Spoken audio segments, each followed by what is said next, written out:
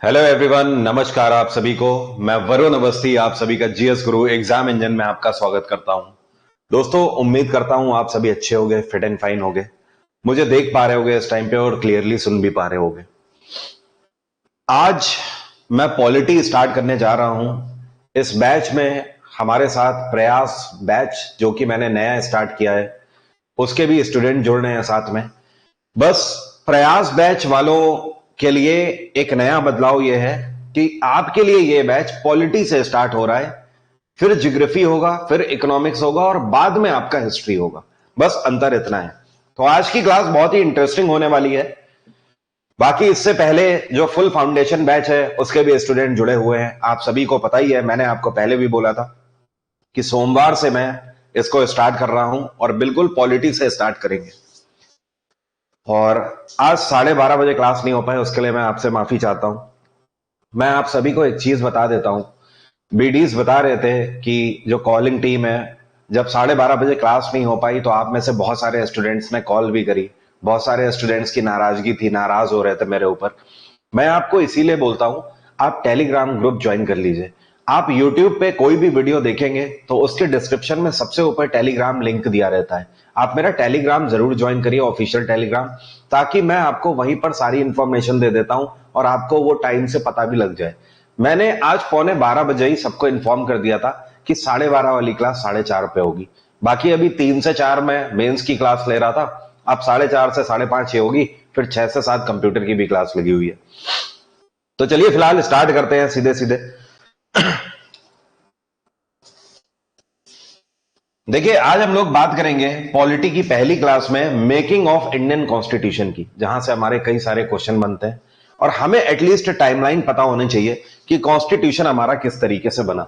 बहुत ध्यान से फोकस करते हुए चलना है, ताकि एक ही बार में, ये मेरा दावा है आपको, कि इसके बाद आपको कभी भी पॉलिटी दोबारा पूरा रिवाइज करने की जरूरत नहीं पड़ेगी। सिर्फ आप टाइम टू टाइम थोड़ा थोड़ा करके उसे करते रहना रिवाइज अपने हिसाब से। तो आज मैं बात कर रहा हूं किसकी? मेकिंग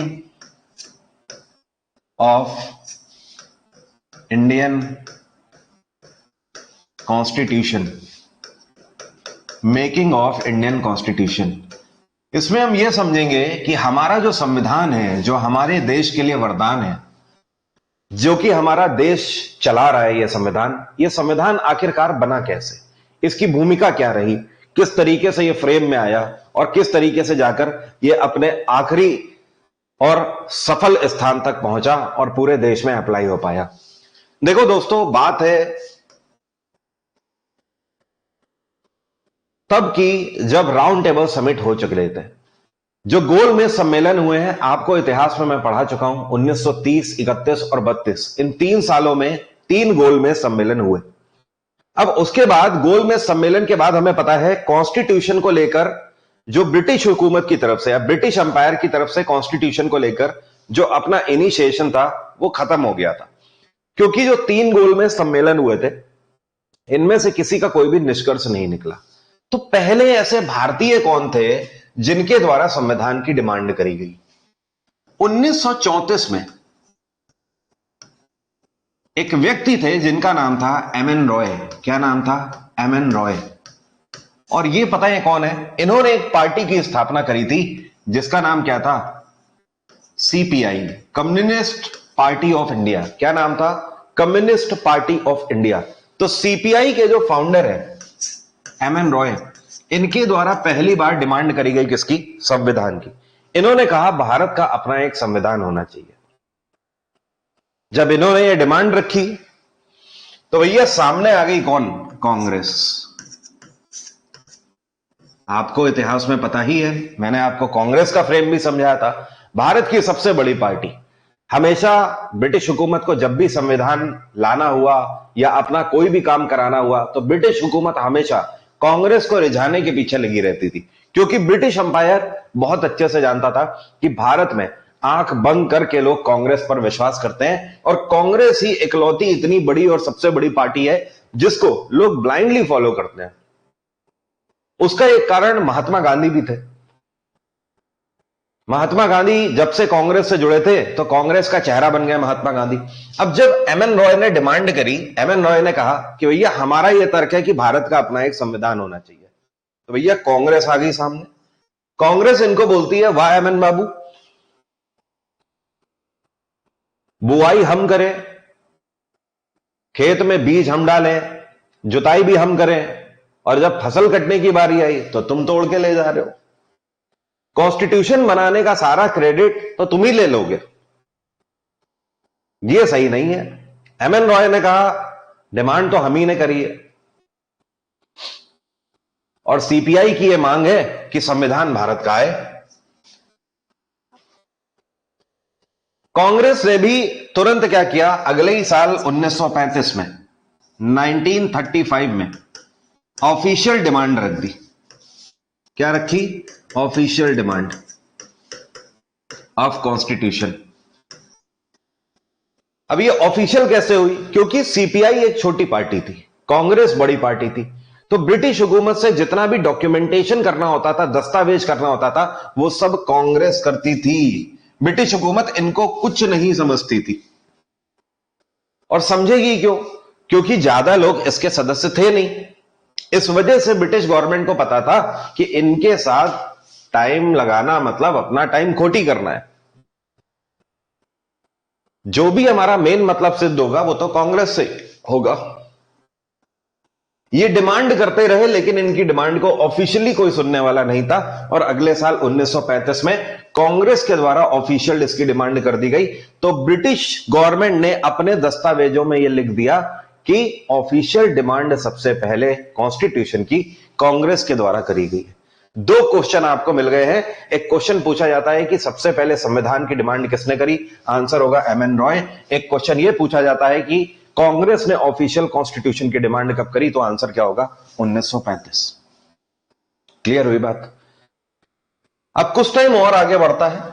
आपको इतिहास में मैंने पढ़ाया है 1937 में 1937 में एक मूवमेंट चलाया गया था जिसका नाम था सेल्फ रूल मूवमेंट। क्या चलाया गया था? Self rule movement. यह किसके द्वारा चलाया गया था? जवाहरलाल नेहरू के द्वारा। जैसा कि इसका नाम है, आप नाम से ही समझ जाओगे, सेल्फ रूल मूवमेंट। इस मूवमेंट के दौरान जवाहरलाल नेहरू ने डिमांड रखी थी ब्रिटिश गवर्नमेंट के आगे कि भारत भारतीयों का है, और भारत में शासन भी किसका होना चाहिए? भारतीयों का होना चाहिए। इस वजह से यह सेल्फ रूल मूवमेंट है। हमारा रूल यहां पर होना चाहिए, सेल्फ रूल होना चाहिए। इसके तहत इलेक्शन कंडक्ट कराए गए जब, तो हुआ क्या? 11 में से 7 प्रांतों में कांग्रेस की सरकार आ गई। मतलब कांग्रेस के मेंबर्स को लोगों ने इलेक्ट किया। सरकार बनी नहीं बनी वो एक अलग बात है, वैसे बनी नहीं, क्योंकि ब्रिटिश हुकूमत के कान खड़े हो गए। इनको लग रहा था अरे ठीक है, ये लोग ऐसे ही डिमांड कर रहे हैं, ऐसे ही कर रहे हैं, जो कर रहे हैं कर दो, ठीक है, कोई दिक्कत नहीं है। इलेक्शन कराने की डिमांड बोल रहे हैं ना, इलेक्शन करा दो। जब इलेक्शन कराए तो इनके कान खड़े हो गए कि भाई ये क्या हो गया, अरे ये मेरे साथ क्या हो गया। क्लियर हुई बात? अब जब सेल्फ रूल मूवमेंट ये हुआ तो इसी के बाद क्योंकि कांग्रेस और ज्यादा पावरफुल हो गई, तो 1938 में अगले ही साल 1938 में जवाहरलाल नेहरू ने एक डिमांड करी। किसकी? इन्होंने इंडिपेंडेंट कॉन्स्टिट्यूएंट असेंबली की डिमांड कर दी। किसकी? इंडिपेंडेंट कॉन्स्टिट्यूएंट असेंबली की। इन्होंने क्या कहा जवाहरलाल नेहरू ने? इन्होंने कहा हम संविधान तो चाहते ही हैं, लेकिन संविधान संवैधानिक सभा के तहत बनाया जाए। उसके लिए संवैधानिक सभा का गठन किया जाए, और इस सभा में इंडिपेंडेंट रूप से सिर्फ भारतीय हो। मतलब ऐसा ना हो कि एक ऐसी कॉन्स्टिट्यूएंट असेंबली बना दी जाए या एक ऐसी कमेटी बना दी जाए जिसमें गोरे हो, ब्रिटिशर हो। क्लियर हुई बात? तो अब यहां से भी एक और क्वेश्चन बनता है कि कांग्रेस के द्वारा इंडिपेंडेंट कॉन्स्टिट्यूएंट असेंबली की डिमांड कब करी गई? 1938 में करी गई। आगे कहानी बढ़ती है टाइमलाइन में, समझो हुआ क्या। 1938 के बाद 1939 का तो आपको पता ही है क्या है कारण। वर्ल्ड वॉर सेकेंड स्टार्ट हो जाता है। क्लियर हुई बात? दुनिया में आज तक इतिहास में सबसे ज्यादा महत्वाकांक्षी एक व्यक्ति था जिसका नाम था एडोल्फ हिटलर, जो कि जर्मनी का तानाशाह था। और ऐसा कहा जाता है कि पूरे दुनिया में उससे बड़ा कोई देशभक्त ही नहीं हुआ, क्योंकि उसका यह कहना था कि पूरे दुनिया में सिर्फ एक ही देश होना चाहिए और वो है जर्मनी। और इस हसरत और चाहत के चलते उसने अटैक कर दिया, किसके ऊपर? पोलैंड के ऊपर अटैक कर दिया 1939 में। और जब अटैक कर दिया तो छिड़ गया युद्ध, और यह युद्ध अब कब तक चलेगा? 1945 तक। इधर क्या है कि जर्मनी के साथ इटली हो गया, क्योंकि इटली का भी डिक्टेटर था इस टाइम पे। तो आपको ध्यान रखना है, इटली का डिक्टेटर कौन था? यह था मुसोलिनी। कौन था? मुसोलिनी। और जर्मनी का डिक्टेटर कौन था? यह था एडोल्फ हिटलर। इटली और जर्मनी एक साथ हो गए। दूसरे फ्रंट पे ब्रिटेन आ गया। ब्रिटेन मतलब ब्रिटिशर आ गए, और इनके साथ अमेरिका भी है, यूएसए भी है। क्लियर हो रही है आपको बात? अब कई फ्रंट पे युद्ध चालू हो गए। ब्रिटिश हुकूमत का जान और माल दोनों का नुकसान हो रहा था। लगातार इनके खजाने खाली होते चले जा रहे थे, और दूसरी तरफ हजारों की संख्या में महीनों के महीनों ब्रिटिश सोल्जर्स मारे जा रहे थे। 1940 में इन्होंने क्या किया? भारत में 1940 में अगस्त के महीने में एक कैबिनेट भेजा, कुछ ब्यूरोक्रेट्स का, अपने कुछ अधिकारियों का और कुछ पॉलिटिशियंस का। और उसने आकर 1940 में कांग्रेस से डिमांड करी कि भाई साहब, आप हमें फुल कॉपरेशन इस वर्ल्ड वॉर सेकेंड में दो। अब ब्रिटिश क्या समझ रहे हैं? ब्रिटेन दिमाग लगा रहा है कि हमारे आदमी क्यों मारे जा रहे हैं? जब मरने के लिए भारतीय लोग हैं तो भारतीय लोगों को बुलाया जाए। इसी तरीके से ब्रिटिश आर्मी अपने यहां पर ज्यादा से ज्यादा उन सोल्जर्स को आगे कर रही थी जो कि दूसरे देशों पर भी वो शासन कर रहे थे, जहां पे, जैसे कि टर्की पर भी वो शासन कर रहे थे। तो वहां से भी वो ज्यादा से ज्यादा टर्की के लोगों को सोल्जर के रूप में शामिल कर रहे थे, कि फ्रंट पे टर्की के ही लोग मारे जा रहे थे। उसी तरीके से यहां पर भारतीय सोल्जरों को शामिल करने की बात कही गई। लेकिन ये ऐसे कैसे होगा? इसके लिए इन्होंने कांग्रेस को यहां पर ऑफर दिया, और इसी ऑफर को अगस्त ऑफर के नाम से जाना जाता है। क्या बोलते हैं? अगस्त ऑफर। अगस्त ऑफर में इन्होंने क्या बोला कांग्रेस को? क्या आप हमारे साथ फुल कॉपरेशन करिए, और उसके बाद हम आपके साथ बातचीत करेंगे आपकी इंडिपेंडेंस को लेकर, आजादी को लेकर, भारत को आजाद करने के लिए।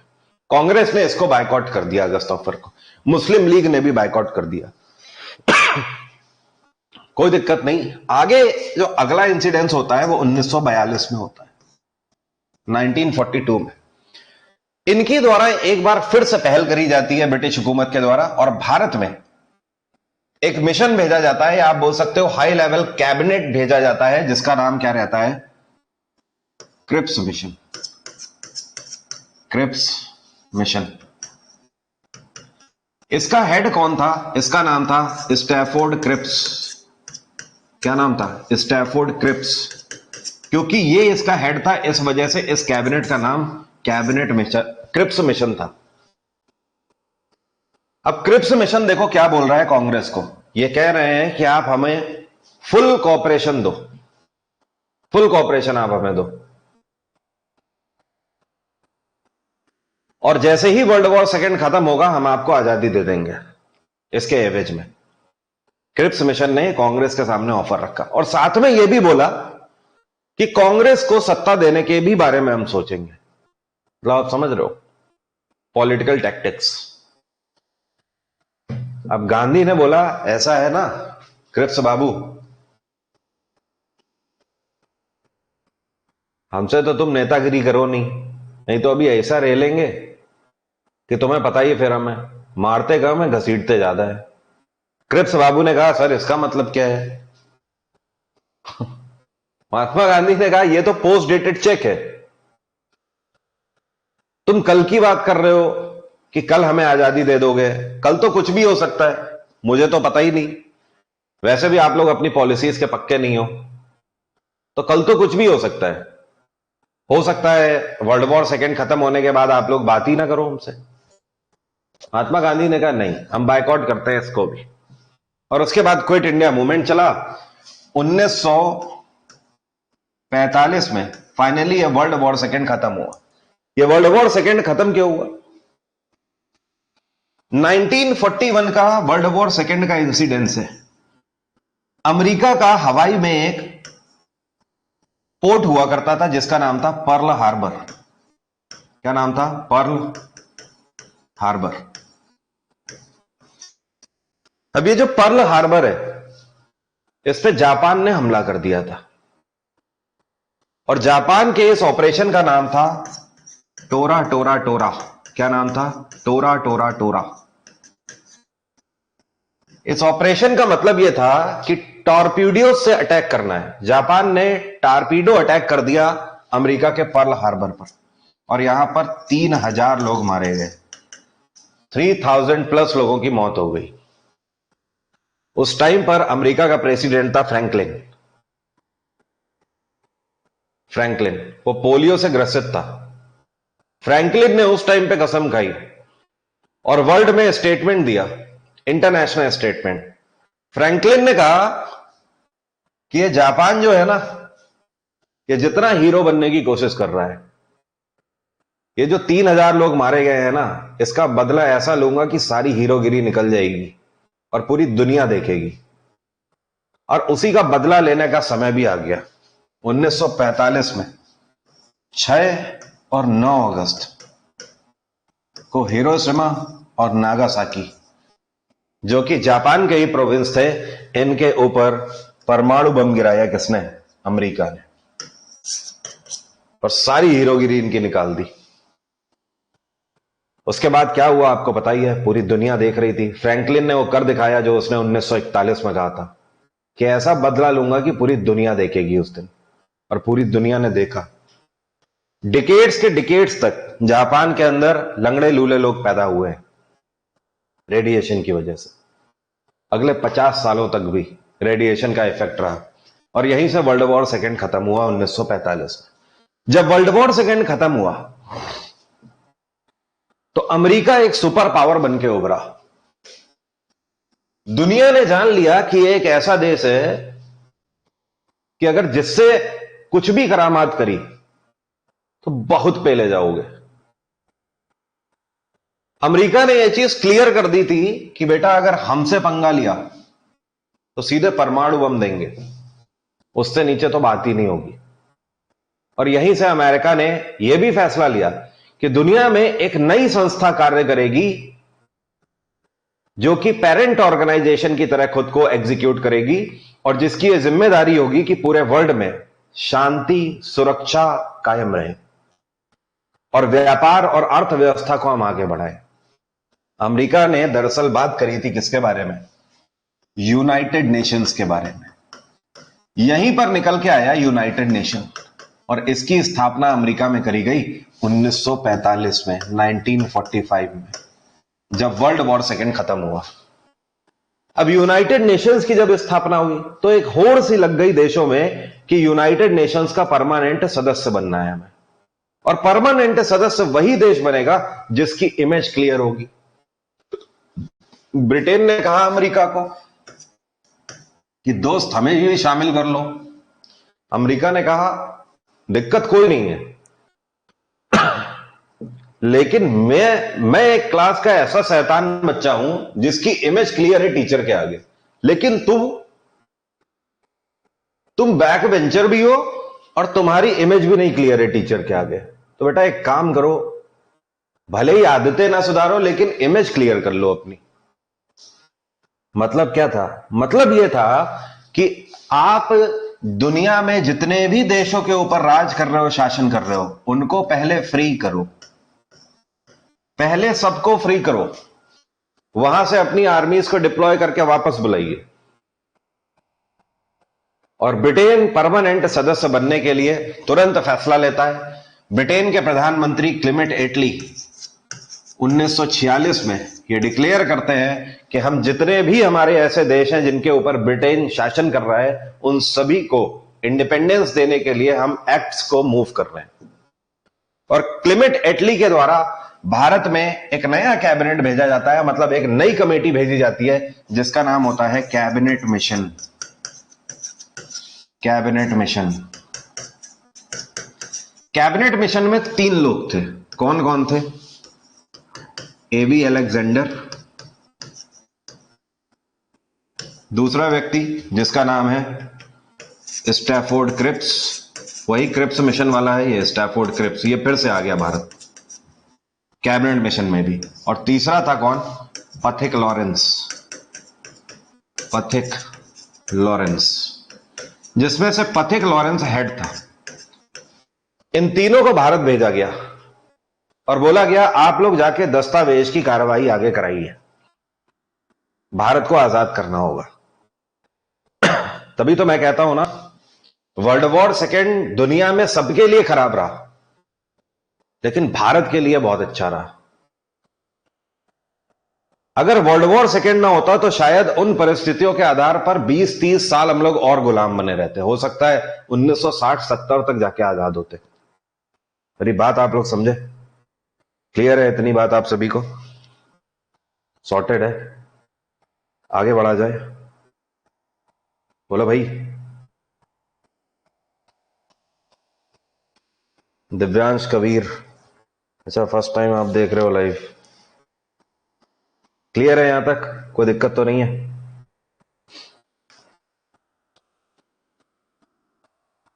डन, ठीक है। अब देखो, जब कैबिनेट मिशन ने यहां पर अपनी कार्रवाई शुरू करी तो कैबिनेट मिशन ने कहा भाई कि कौन है यहां पर जिससे बात करी जाए। हमने तो महात्मा गांधी का ही नाम सुना है, महात्मा गांधी को बुलाया जाए जिनको पूरा देश मानता है। तो गांधी ने कहा एक काम करो, ये सत्ता वगैरह सब कांग्रेस की बातें हैं, कांग्रेस से बात करो, हम तो सत्ता में कोई रुचि नहीं रखते। महात्मा गांधी ने कहा ये सब बातें आपसे नहीं, ये सब बातें अब कांग्रेस से करो, हमें भारत आजाद चाहिए था, हमें स्वतंत्रता चाहिए थी, वो हमें मिल रही है, इस वजह से हम खुश हैं। नेहरू तुरंत आगे आ गए। नेहरू ने कहा देखो भैया, हमने डिमांड भी करी थी 1938 में ऑफिशियली कॉन्स्टिट्यूएंट असेंबली बनाने की, लेकिन जो असेंबली बनेगी वो इंडिपेंडेंट बनेगी जिसमें सिर्फ भारतीय होंगे। कैबिनेट मिशन मरता क्या ना करता, एटली ने भेजा है कि जाके कार्रवाई पूरी कराओ, नहीं तो इधर यूनाइटेड नेशन से भी जाओगे, हाथ धो बैठोगे। कैबिनेट मिशन कह रहा भैया जो मांग रहे हैं दे दो चुपचाप। और यहीं से फैसला लिया गया कि एक संवैधानिक सभा का गठन किया जाए जो कि भारत का संविधान मिलकर बनाएगी। अब बात हो रही है किसकी? कॉन्स्टिट्यूएंट असेंबली की। कॉन्स्टिट्यूएंट असेंबली, संवैधानिक सभा। सबसे पहले तो आप यह ध्यान रखो कि हमारे संवैधानिक सभा में कितने सदस्य थे? 389 सदस्यों का प्रावधान था। क्लियर है? कोई दिक्कत तो नहीं यहां तक? सॉर्टेड है ना? आगे बढ़ते हैं। अब 389 में किस किस तरीके से ये डिवाइडेड थे तो आपको ध्यान रखना है। 292, 23 और 4, 4 या 7 2 9, 9 और 2 11। ठीक है ना? कोई दिक्कत तो नहीं है? 292, 23 और 4, 7 7 2 9 तो 11 तो 19 का प्रावधान। ठीक है, यहां तक कोई समस्या तो नहीं है किसी को? सॉर्टेड है ना? क्लियर है? चलो, ये आपके 93। अब देखो यहां पर एक चीज ध्यान रखना, ये कुछ इस तरीके से विभाजित थे। जो 292 सदस्य थे, ये 292 सदस्य कैसे थे? ये इलेक्टेड मेंबर थे।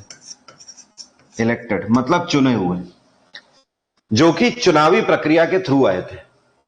ये जो 93 थे, ये आपके प्रिंसली स्टेट से थे। किससे? प्रिंसली स्टेट से थे।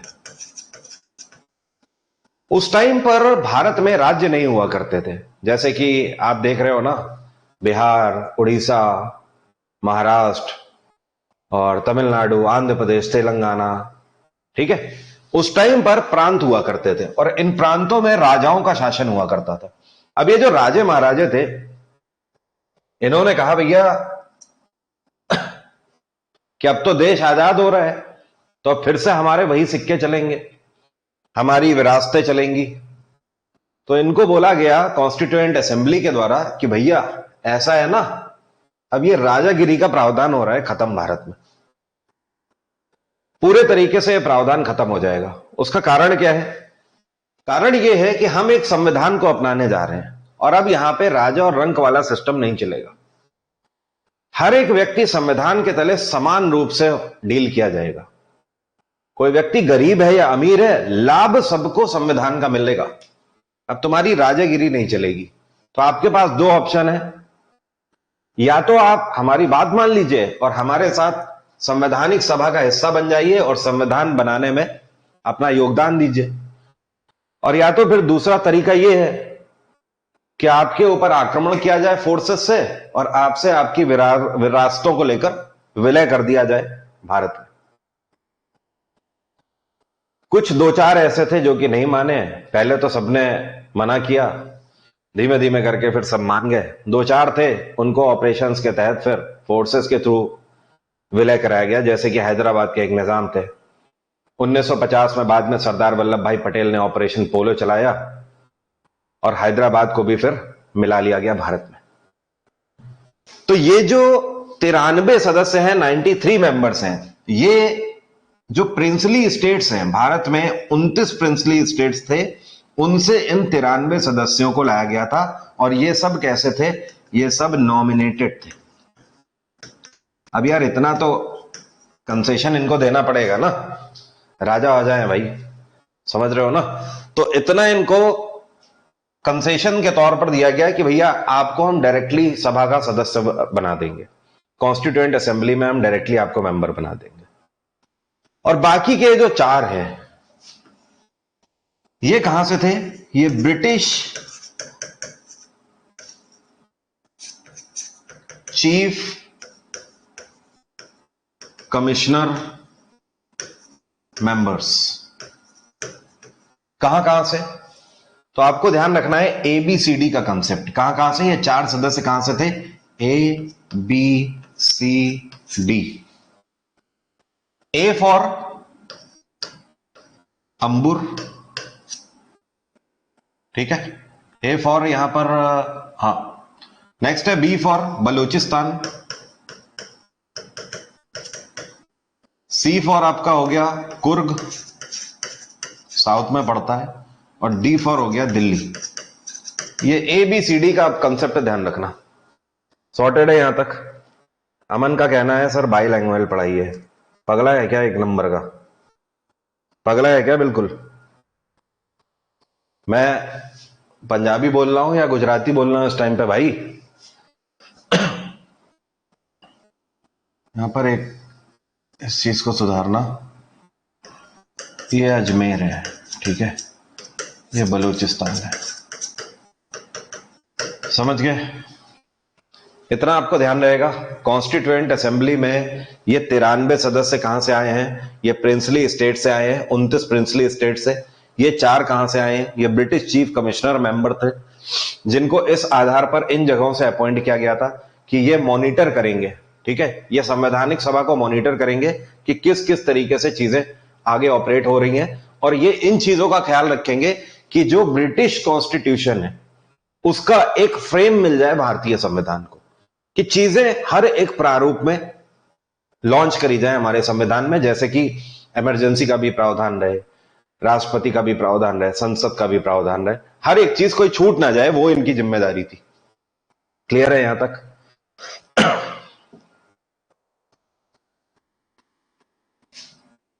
अब इधर ये कहां से आए हैं? 208 कांग्रेस, 73 सदस्य जो थे ये इलेक्टेड हुए थे कहां से? मुस्लिम लीग से। और जो 15 सदस्य थे ये अदर, बाकी दूसरी पार्टियों से, छोटी छोटी पार्टियों से सब मिलाकर थे। 5 3 8 8 16, ये 8 8 16 कैसे हो रहा है यार? 208 73 और 15, पहले इसको देख ही लेते हैं। 8 3 11 5 16 तो 9, तो 296। 4 सदस्य कैसे बढ़ रहे हैं? 4 सदस्य कैसे बढ़ रहे हैं?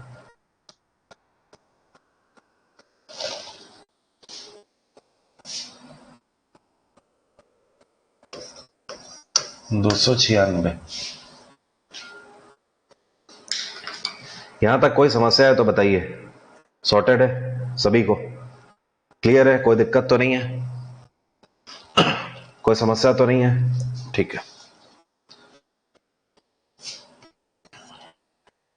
इतना आप दिमाग में छाप लो। मैं तो आपको कहूंगा पीडीएफ में तो मैं आपको दिलवाई दूंगा, लेकिन आप ऐसे नोट करना चाहते हैं तो कर लीजिए। बस 2 मिनट का मैं आपको समय दे रहा हूं, फिर आगे बढ़ते हैं। ठीक है। बाद में क्या हुआ कि कुछ सदस्यों ने रिजाइन भी किया संवैधानिक सभा से। ठीक है। तो अल्टीमेटली वो ले देकर 292 रह गए। मैं सोच रहा था कि 6 बढ़ रहे हैं क्या। मैं साइड में हट गया हूं। जो लोग भी नोट करना चाहते हैं इसको जल्दी से फटाक से नोट करो, फिर आगे बढ़ते हैं। टाइमलाइन आपकी नोट हो ही गई होगी, इसको नोट करिए, बहुत इंपॉर्टेंट है।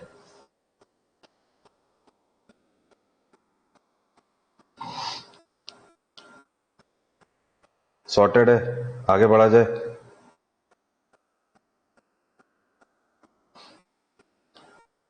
बोलो भाई, आगे बढ़ा जाए।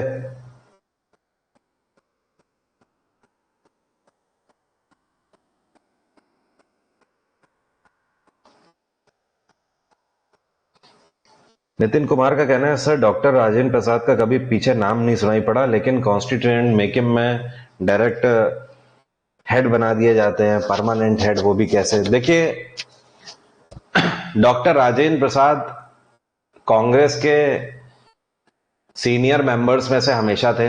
आपने शायद ध्यान नहीं दिया है, डॉक्टर राजेंद्र प्रसाद का नाम आया है बीच में 1932 में। 1932 में एक इंसिडेंट हुआ था जिसका नाम था पूना पैक्ट, जो कि किसके किसके बीच में हुआ था? यह महात्मा गांधी और अंबेडकर के बीच में हुआ था, बी आर अंबेडकर। ठीक है। और ये पैक्ट किसने कराया था? तो ये पैक्ट ही कराया था किसने? डॉक्टर राजेंद्र प्रसाद और मदन मोहन मालवीय, इन दो लोगों ने मिलकर यह पैक्ट कराया था।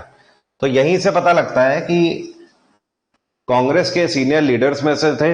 उसके बाद नेहरू भी इन्हें पसंद करते थे, तो जाहिर सी बात है कॉन्स्टिट्यूएंट असेंबली में हेड बने ये। अब जब देखिए असेंबली बना दी गई तो असेंबली से 2 क्वेश्चन और पूछे जाते हैं। पहला क्वेश्चन तो यह बनता है कि first person to sign constitution, first person to sign constitution, हमारे संविधान को सबसे पहले किसने साइन किया? तो आपको ध्यान रखना होगा डॉक्टर राजेंद्र प्रसाद।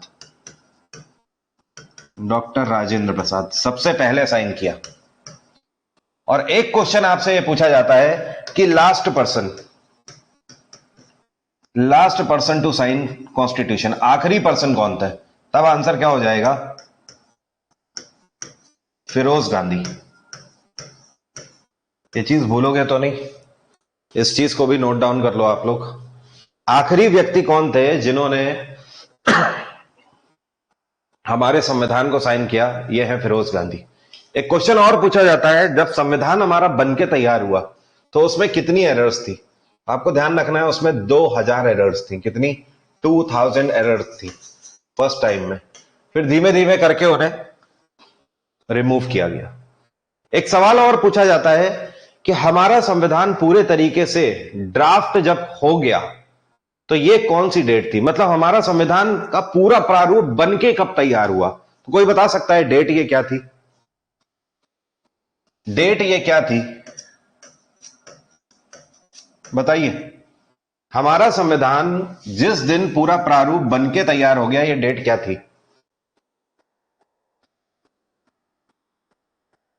रवि कुमार शर्मा का कहना है चंगेज खां की स्टोरी कवर नहीं हुई हिस्ट्री में।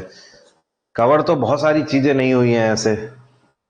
कवर तो तानाजी की भी स्टोरी नहीं हुई है, जिस पर अभी एक मूवी बनी थी।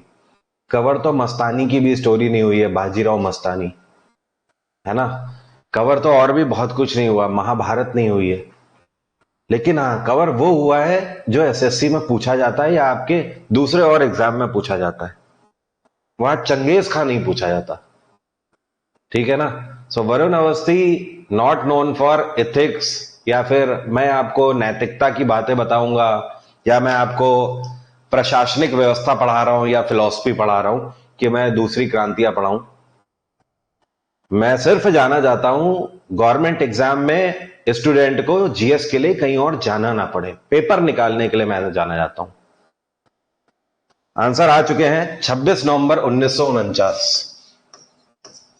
कह रहा है चंगेज खां की स्टोरी नहीं हुई, पगला कहीं का। मस्तानी की भी स्टोरी पढ़ लो फिर। मैं दीवानी दीवानी मस्तानी हो गई। तो ध्यान रखना, इस दिन कॉन्स्टिट्यूशन हमारा बन के तैयार हुआ था। एक क्वेश्चन और पूछा जाता है कि हमारे संविधान को हमने कौन से दिन एडॉप्ट कर लिया पूरे तरीके से। तो आपको ध्यान रखना है 26 जनवरी 1950। Completely adopted, completely adopted. बात आ गई समझ। इसी वजह से 26 जनवरी 1950 को हमने पहली बार क्या मनाया था? रिपब्लिक डे मनाया था। रिपब्लिक डे, गणतंत्र दिवस मनाया था। सॉर्टेड है यहां तक? क्लियर है? कोई दिक्कत तो नहीं? ठीक है, आगे बढ़ते हैं। सबसे इंपॉर्टेंट टॉपिक पे सबसे पहले स्विच करेंगे, and that is fundamental right, मौलिक अधिकार। तो अब आपको ऐसी समस्या नहीं होगी कि हिंदी में है कि इंग्लिश में। वो दरअसल मैं लिख रहा था, इस वजह से कई लोगों को लग रहा था। अगर मैं अंग्रेजी में लिख भी रहा हूं तो बोलूंगा मैं हिंदी में भी, तो आपको चीजें पूरी आएंगी समझ। आप मेरी बातों पर ज्यादा फोकस करिएगा। देखिए, हमारे संविधान में कई भाग हैं और हर भाग में कुछ ना कुछ निहित किया गया है। हमारे संविधान का मूल जस्ट ये है कि संविधान में जो बातें लिखी गई हैं वो बातें ना ही किसी समुदाय को समझती हैं, ना ही किसी धर्म को विशेष को समझती हैं, ना ही किसी जाति विशेष को समझती हैं। हमारे संविधान में हर एक भारतीय को समान रूप से ही ट्रीट किया गया है। अब जब संविधान बनके तैयार हुआ, ठीक है, तब तक तो सारी चीजें निहित कर दी गई, लेकिन संविधान जब लिखा जा रहा था या ड्राफ्ट किया जा रहा था, उस टाइम पर इन चीजों को खास ख्याल रखा गया कि हमारे देश में किस किस तरीके की कमियां रही हैं पिछले कुछ टाइम में। कोई भी परफेक्ट नहीं होता है, तो इन चीजों का खास ख्याल रखा। जैसे कि छुआछूत वगैरह अभी तक लोग मानते चले आ रहे थे, जैसे कि अभी तक राजे महाराजा का कंसेप्ट चला आ रहा था, जिससे कि जो प्रजा होती थी, प्रजा में से कभी भी कोई राजा नहीं बन सकता था। अब ऐसे प्रावधान हमारे संविधान में डाले गए कि एक आम से आम इंसान भी भारत का प्रधानमंत्री बन सकता है, लोग अगर उसे चाहते हैं, समझते हैं और उसे अगर चुनते हैं तो। उन्हीं आधारों में हमारे संविधान में एक सबसे इंपॉर्टेंट चीज डाली गई जिसका नाम है फंडामेंटल राइट, या इसी को मौलिक अधिकारों के नाम से जाना जाता है। मौलिक अधिकार को आगे समझने से पहले आप एक चीज समझ लो कि फंडामेंटल राइट्स और फंडामेंटल ड्यूटीज में अंतर क्या होता है। राइट नाम आते ही आपकी जबान तीखी हो जाती है, वजन आ जाता है। क्यों? क्योंकि आप बोलते हो ना, यह मेरा राइट है, यह मेरा अधिकार है, मैं इसे लेकर रहूंगा। तो राइट की स्पिरिट ही पता है क्या होती है? इसकी स्पिरिट ही होती है यू हैव टू, आपको यह करना होगा, यू हैव टू। जैसे कि मौलिक अधिकारों में बताया गया है आपके राइट्स के बारे में, कि आपका कोई शोषण नहीं कर सकता, और अगर कोई कर दे तो आप पता है क्या बोलते हो? I will see you in court. मैं तुझे कोर्ट में देख लूंगा, मैं तेरी एफआईआर करूंगा, बोलते हो ना? क्यों? यह शक्ति कहां से मिल रही है तुम्हें? कहीं के राजा वाजा हो क्या? राष्ट्रपति हो क्या किसी देश के? एक आम नागरिक हो, उसके बाद भी यह पावर तुम्हें कहां से मिल रही है? मौलिक अधिकार से, क्योंकि ये राइट्स हैं। तुम्हें पता है कि ये कानून व्यवस्था की किताब में लिखे हुए हैं, ये हमारे संविधान का सबसे इंपॉर्टेंट हिस्सा है, इसी वजह से तुम्हारी आवाज ऊंची हो जाती है। एक फॉर्च्यूनर वाला भी एक बाइक वाले को टक्कर मार दे तो बाइक वाला इतरा के खड़ा होता है, कहता कायदे से चल, देख से, नहीं तो अभी थोड़ी दूरी पर है पुलिस चौकी। फॉर्च्यूनर तो जाएगी भाई, तू भी अंदर हो जाएगा, दिमाग ना खराब कर। आदमी की टोन इतनी सख्त और तीखी क्यों है?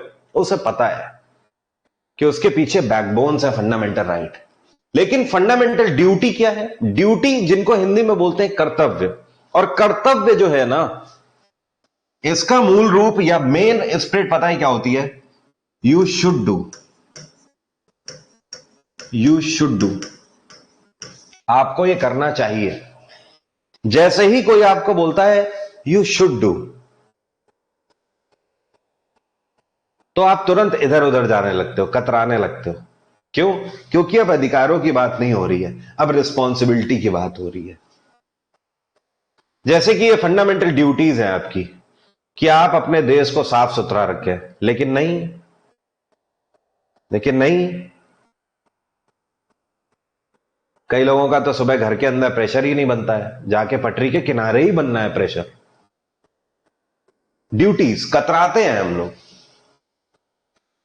यहां कुतुब मीनार में कितने आते हैं, सब निब्बा निब्बी आएंगे, सुबह शाम तक बैठे बैठे कुतुब मीनार को ही कुछ नहीं काम है, कुतुब मीनार को ही खरोदे दे रहे, कुरद रहे हैं, दिल बना दे रहे हैं, एक ये लंबा सा तीर बीच में खींच रहे हैं, ऊपर लिख देते हैं कबीर वेट्स प्रीति। लोग इतने खोखले हैं कि रेलवे स्टेशन के वॉशरूम में एक बार चले जाओ, अंदर अपना नंबर लिख के चले आते हैं, 9500 फलाना ढिमकाना, और नीचे लिखा होता है कॉल मी। मतलब जिंदगी में इतने तन्हा हो तुम, इतने खाली इंसान हो कि रेलवे के टॉयलेट्स में जाके लिख के आ रहे हो कि कोई पढ़ के जवाब दे दे, कॉल कर दे। रेलवे के वॉशरूम से डब्बा चोरी हो जाता है, क्योंकि ड्यूटीज है। जहां ड्यूटीज की बात आती है हम कतराने लगते हैं, जहां राइट्स की बात आती है हम सीना तान के खड़े हो जाते हैं कि मेरा अधिकार है। आप समझे? इतनी कथा मैं इसलिए आपको बता रहा था कि आप सिर्फ एक चीज समझ लो, फंडामेंटल राइट्स जुडिशरी का सब्जेक्ट है और फंडामेंटल ड्यूटीज जुडिशरी का सब्जेक्ट नहीं है। फंडामेंटल राइट अगर किसी के वायलेट होते हैं तो आप उस पर केस कर सकते हो और मामला न्यायपालिका तक जाएगा, जुडिशरी तक जाएगा। लेकिन फंडामेंटल ड्यूटीज अगर आप वायलेट करते हो तो ये जुडिशरी में नहीं जा सकता। इसी वजह से तो लोगों में डर नहीं है, इसी वजह से तो डर नहीं है। मेरी बात आप समझे? तभी बोला जाता है कुछ डर अच्छे होते हैं, डिसिप्लिन लाते हैं। क्लियर हुई बात? तो हम लोग जो पहला टॉपिक ही स्टार्ट कर रहे हैं मेकिंग ऑफ कॉन्स्टिट्यूशन के बाद, वो है मौलिक अधिकार, फंडामेंटल राइट। बहुत इंपॉर्टेंट चीजें यहां पर आपको समझनी है। जैसे कि मौलिक अधिकार जो है ये हमारे संविधान में पार्ट 3 भाग 3 में लिखे हुए हैं, और कहां से कहां तक? आर्टिकल 12 से लेकर 35 तक में इनका निहित किया गया है। मतलब आप ये समझ लो, हमारे संविधान का जो भाग 3 है उसके अंदर अनुच्छेद 12 से लेकर 35 तक सिर्फ आपको मौलिक अधिकारों के ही बारे में बताया गया है। Because of fundamental right, part 3 is known as Magna Carta of India. Magna Carta कौन सी चिड़िया का नाम है? दरअसल क्या था, जो ब्रिटेन का संविधान है ना, जो ब्रिटिश संविधान है, उनकी जो समरी है, जो संविधान के बाद में पूरा जो जेस्ट लिखा हुआ है, संविधान का सबसे इंपॉर्टेंट हिस्सा, उसको वो लोग बोलते थे मैग्ना कार्टा। और हमारे संविधान का सबसे मूल और अहम हिस्सा कौन सा है? Fundamental right. तो इस वजह से हमारे संविधान में फंडामेंटल राइट कहां लिखे गए हैं? भाग 3 में, और भाग 3 को मैग्ना कार्टा बोला जाता है। क्योंकि ये हमारे कॉन्स्टिट्यूशन का मोस्ट इंपॉर्टेंट हिस्सा है। Indian constitution describes fundamental right in a wider form than any other country. ये चीज आपको ध्यान रखनी है कि हमारे कॉन्स्टिट्यूशन में जितने फंडामेंटल राइट लिखे हुए हैं, इतने दुनिया में किसी भी देश के संविधान में नहीं लिखे हुए हैं। दूसरे तरीके से आप इस बात को ऐसे भी बोल सकते हो कि आपका कॉन्स्टिट्यूशन आपको जितने राइट देता है ना, उतनी छूट दुनिया में कोई भी कॉन्स्टिट्यूशन अपने सिविलियंस को नहीं देता। तभी तो यहां पे लोगों के दिमाग खराब है इतने। और हमारा कॉन्स्टिट्यूशन पूरे दुनिया का सबसे बड़ा कॉन्स्टिट्यूशन है, सबसे ज्यादा elaborated constitution. Fundamental right is a type of guarantee. यह बहुत इंपॉर्टेंट है। फंडामेंटल राइट एक तरीके की गारंटी है हर एक सिविलियन के लिए देश के, that they have their respect dignity in an equal term. आज हमारे देश में एक ही तरीके का कानून है सबके लिए, चाहे वो गरीब हो चाहे अमीर हो। आज आप देखते हो एक गरीब व्यक्ति अगर सब्जी का ठेला लगा रहा है तो कोई अमीर चाह के भी बहुत ज्यादा कर नहीं पाता है कुछ, आराम से वो व्यापार कर रहा है। क्यों कर पा रहा है? वरना ये अमीर वर्ग चाहे तो उसका वो रोजगार भी छीन ले। अपना एक आदमी बिठा दे, हर जगह पे मोनोपोली ला दे, लोगों को सब्जी तक ना बेचने दे ये वर्ग, तो फिर से वही पुराना टाइम आ जाएगा। लेकिन नहीं, ऐसा नहीं है। हर एक के फंडामेंटल राइट है और यही एक तरीके की गारंटी है आपके पास। ये जो आवाज आपकी जो चौड़ी हो जाती है ना, I will see you in court, मैं पुलिस स्टेशन जाऊंगा, मैं थाने में जाऊंगा तुम्हारी रिपोर्ट करने, क्यों आ जाती है? Just because of your fundamental right. आपको पता है आपके पीछे एक नियमों की किताब खड़ी हुई है गार्जियन बन के, जो आपको सपोर्ट करती है। इमेजिन करो ये किताब ना हो या ये फंडामेंटल राइट ना हो, एक सेकंड को इमेजिन करके देखो, तो फिर से चले जाओगे दिल्ली सल्तनत में। सुल्तान उठता, गर्दन पे लगा के तलवार खींच देता और कोई कुछ कर भी ना पाता सुल्तान का। कारण क्या है?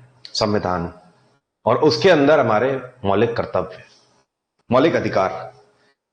नेक्स्ट है fundamental right show the progress of democracy. बिल्कुल सही बात है, फंडामेंटल राइट्स ही है, मौलिक अधिकार ही है जो कि डेमोक्रेसी की प्रोग्रेस को शो करते हैं। डेमोक्रेसी मतलब गणतंत्र, एक ऐसा तंत्र जो कि गणों का तंत्र है। गण का मतलब जन, लोग। हमारे देश में राजा का बेटा अब राजा नहीं बनता है। अब राजा वही बनेगा जिसको जनता चुनेगी, प्रधानमंत्री वही बनेगा जिसको जनता चुनेगी। और ये किसकी वजह से हो पा रहा है? मौलिक अधिकारों की वजह से हो पा रहा है। लोगों के पास मौलिक अधिकार है। जिस देश में नागरिकों को जितने ज्यादा मौलिक अधिकार मिले होते हैं, वहां पर डेमोक्रेसी की प्रोग्रेस उतनी ही ज्यादा होती है। पावर कभी भी एक हाथ में नहीं होनी चाहिए, पावर सबके हाथ में होनी चाहिए, जो हमारा कॉन्स्टिट्यूशन हमें देता है। क्लियर हो रही है बात? हमारे देश में पावर एक हाथ में अब नहीं है कि एक व्यक्ति फैसला लेगा तो चीजें होंगी। आप देखो, संसद में कोई भी बिल पास होना होता है तो उस पर भी तो वोटिंग ही होती है ना। और वोटिंग का मतलब क्या है? वहां पे बैठे जो एमपीज वोट कर रहे हैं, उन एमपीज को भी चुना किसने है? आप ही ने तो चुना है। भले ही आप संसद में जाके हर दिन वोट नहीं कर रहे हो, लेकिन आपके द्वारा चुने गए जनता के प्रतिनिधि तो वोट कर रहे हैं। कहीं ना कहीं इनडायरेक्टली आप ही का तो वोट काम आ रहा है। डेमोक्रेसी को ये शो करता है। Fundamental right protect the civilians from hard rule of state. वही चीज जो मैंने आपको कही, आज अगर सरकार मनमानी करना चाहे तो नहीं कर सकती। आप तुरंत स्ट्राइक करने लगते हो, रोड पे आ जाते हो झंडा उठा के। क्यों? क्योंकि आपको पता है ये डेमोक्रेटिक कंट्री है, आपको भी अपनी आवाज उठाने का हक है। अभी आपने देखा ना, 2 साल पहले, 3 साल पहले, जब वैकेंसीज नहीं निकल रही थी या रिजल्ट इतने डिलेड हो रहे थे, हम लोगों ने ट्विटर कैंपेन चलाया। लोधी रोड जाते थे, ये आपका कैंपेन चलाने के लिए, ऑफलाइन ऑनलाइन हर तरीके से चलाए। क्यों? ये पावर हमें कहां से मिल रही है? Constitution power. पहले 7 फंडामेंटल राइट हुआ करते थे, आज की डेट में 6 फंडामेंटल राइट है। ये फंडामेंटल राइट कौन कौन से हैं, पहले इनको देख लो। देखिए, ये 7 फंडामेंटल राइट है। फिर इसमें से समझ लेना कौन सा हट गया और आज की डेट में 6 कौन कौन से। पहला है राइट टू इक्वेलिटी, जिसको बोलते हैं समानता का अधिकार। ये आर्टिकल 14 से लेकर 18 तक में बताए गए हैं। परेशान मत हो, अभी एक एक आर्टिकल खोल के देखेंगे आगे। नेक्स्ट है राइट टू फ्रीडम, जिसको बोलते हैं स्वतंत्रता का अधिकार, जो कि आर्टिकल 19 से लेकर 22 तक में बताए गए हैं। तीसरा है राइट अगेंस्ट एक्सप्लॉयटेशन, जिसको बोलते हैं शोषण के विरुद्ध अधिकार, जो कि आर्टिकल 23 और 24 में बताए गए हैं।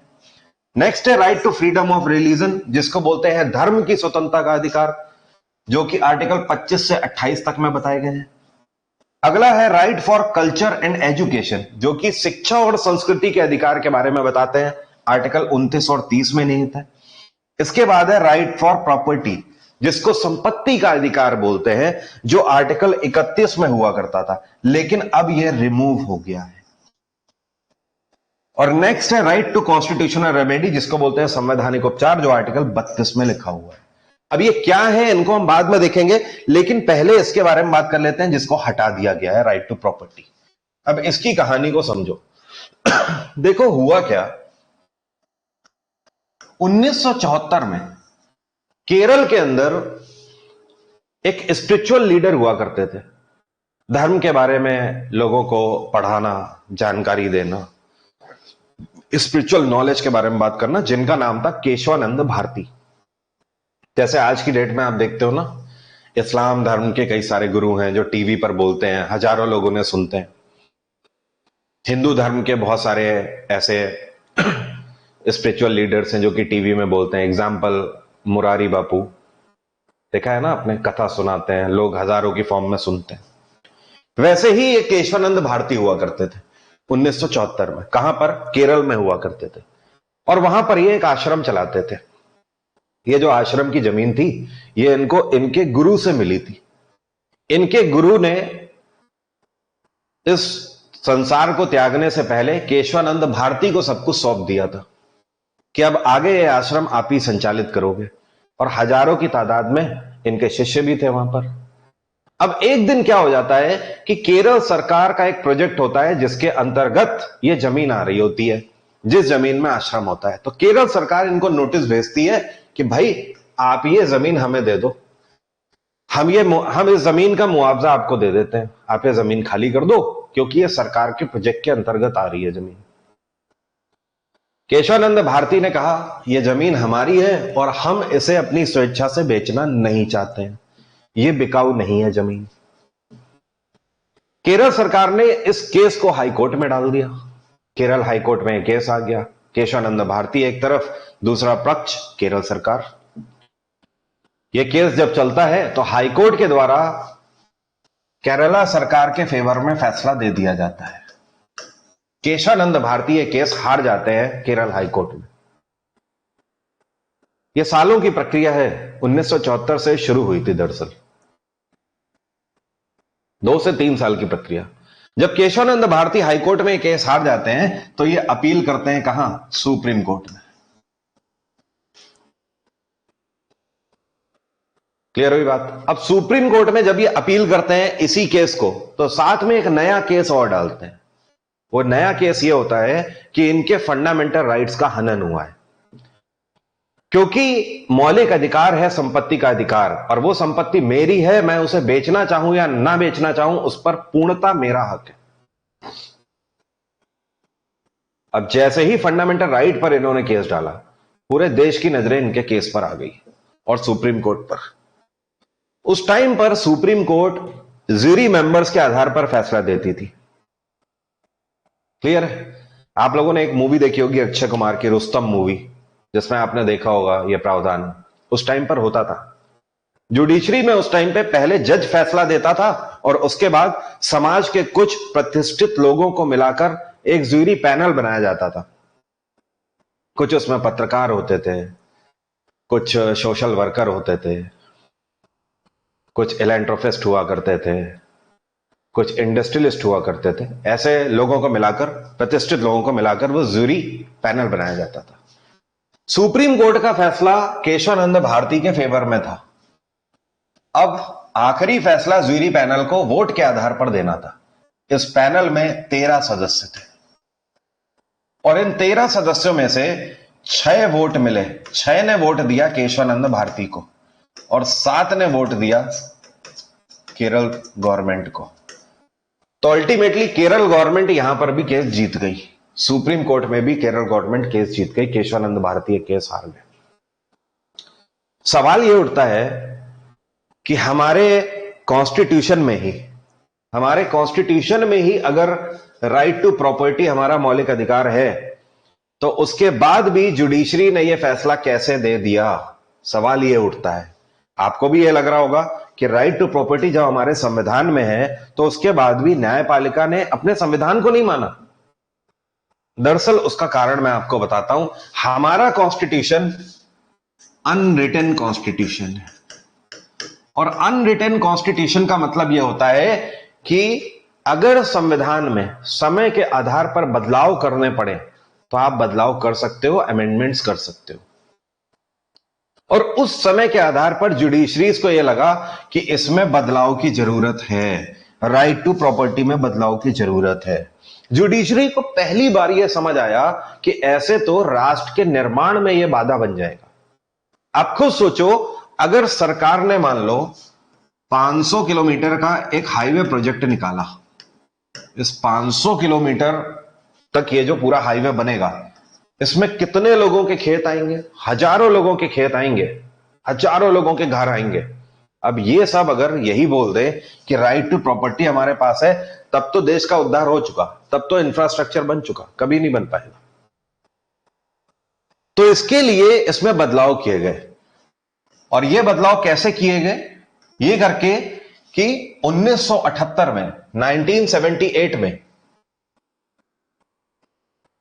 संविधान में 44वां संशोधन किया गया, और जो आर्टिकल 31 जिसमें राइट टू प्रॉपर्टी लिखा था, उसको शिफ्ट कर दिया गया आर्टिकल 300A में।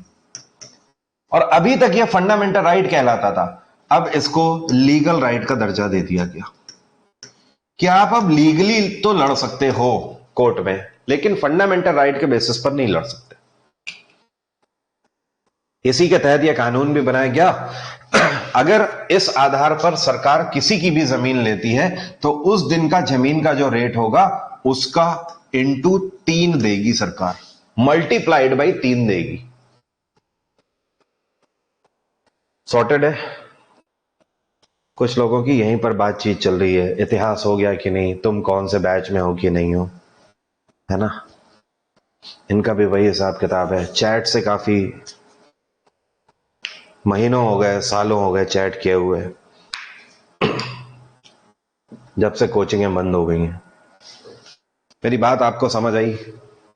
तो अगर आप ये सोच रहे हैं कि राइट टू प्रॉपर्टी उस टाइम पर, उसके बाद सुप्रीम कोर्ट ने क्षमा याचना भी मांगी केशवानंद भारती से, क्योंकि बदलाव तो होता ही है और किसी ना किसी से ही शुरुआत होगी। तो यह बदलाव किया गया उस समय पे। आप खुद सोच के देखिए, आज की डेट में तो सरकार इंटू 3 नहीं देती है, कम से कम आप ये मान लो इंटू 20 देती है। आपने कितना आपने सुना है?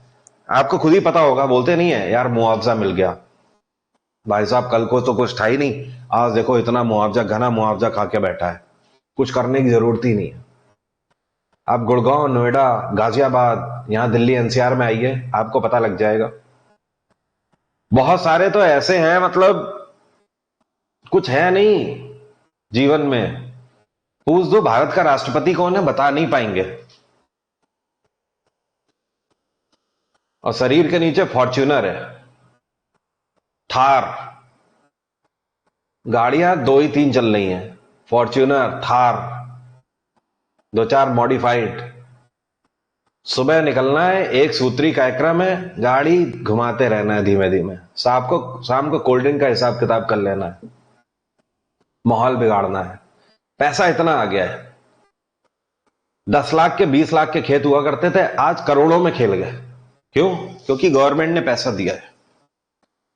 गवर्नमेंट इतना ज्यादा पैसा पता है क्यों देती है? गवर्नमेंट को पता है, गवर्नमेंट 10, 20, 50 लाख के चक्कर में नहीं फंसना चाहती है, 1-2 करोड़, 5-10 करोड़ के चक्कर में नहीं फंसना चाहती है। गवर्नमेंट नहीं चाहती कि आप गवर्नमेंट को पर केस करो या 20 लाख, 30 लाख या 1-2, 10 करोड़ का केस करो, वो सब अड़ंगा है। जहां हजारों करोड़ की बात चल रही है, हजारों करोड़ के प्रोजेक्ट की बात हो रही है। गवर्नमेंट इसीलिए पैसा बांटती है कि आपको दिक्कत ना हो, आप शिकायत ना करें, आप अच्छे से अच्छी प्रॉपर्टी यहां से छोड़ के कहीं और ले सकें जाके। तो अब हम लोग अगली क्लास में बात करेंगे हमारे 6 फंडामेंटल राइट की।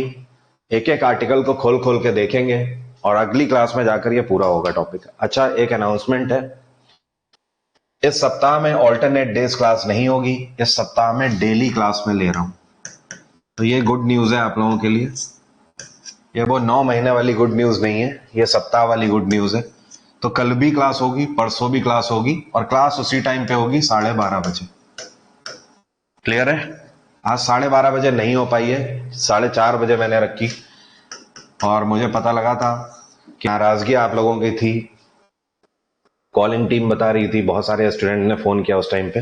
तभी मैं आपको बोलता हूं आप लोग टेलीग्राम ज्वाइन करके रखो, मेरा टेलीग्राम ज्वाइन कर लो। कोई भी यूट्यूब पर जाके वीडियो देखिए चैनल का, उसमें डिस्क्रिप्शन में सबसे ऊपर ऑफिशियल टेलीग्राम का लिंक है, जाके ज्वाइन कर लीजिए। आज मैंने 11:15 बजे ही वहां पर बता दिया था सबको कि 4:30 बजे क्लास हो रही है। चलिए मिलते हैं अभी थोड़ी देर में, और 6 बजे फिर से क्लास है, कंप्यूटर की क्लास में मिलते हैं, ठीक है?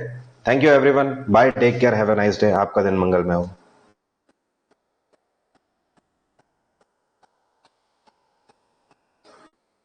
और क्या बोलते हैं, मैं ऐसा करवा रहा हूं कि आज से जो प्रयास बैच वाले जो स्टूडेंट हैं, आपके लिए मैं हिस्ट्री की रिकॉर्डिंग भी डलवा दे रहा हूं। आप अगर करना चाहते हैं जल्दी से जल्दी तो आप रिकॉर्डिंग भी देख के कर सकते हो, बाकी लाइव तो होंगी आगे, ठीक है? तो आपकी हिस्ट्री बाद में होगी, बस आप इतना ध्यान रखना। Thank you everyone, bye, take care, have a nice day.